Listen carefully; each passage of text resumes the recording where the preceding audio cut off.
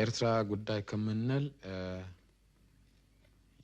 በኤርትራ ክፍለ ሀገር የመገንጠል ዓላማ ያላቸው ድርጅቶች ጉዳይ ብልነው ነው የሚሻለው። በኢትዮጵያ አብዮታዊ መንግስት በኩል የተፈጠረውን ችግር ዲሞክራሲያዊና ፖለቲካዊ በሆነ መንገድ ለመፍታት የተደረገውን ጥረት ሰፊው የኤርትራ ክፍለ ሀገር ህዝብ በአጥናቆትና በደስታ ሲቀበለው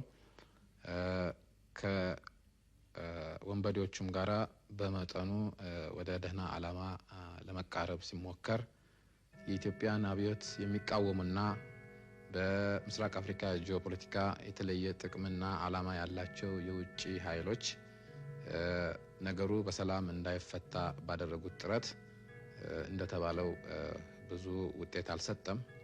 ይሁንና ተገንጣይ ድርጅቶቹም ራሳቸው በአሁኑ ጊዜ የኤርትራን ክፍለ ሀገር ጭቁን ህዝብና ሰፊውን የኢትዮጵያን ህዝብ አብዮት ለማዳከምና ለመቀልበስ ለውጪ ጸረ አብዮት ኃይሎች መሳሪያ ሆነው በግልጽ በመገኘታቸው በአሁኑ ጊዜ ይሄንን ፕሮብሌም የኢትዮጵያ የተቀረው የኢትዮጵያ ሰፊ ህዝብና የኤርትራ ሰፊ ህዝብ በመደብ አንፃር የሚፈታው ሆኖ አግኝተናል።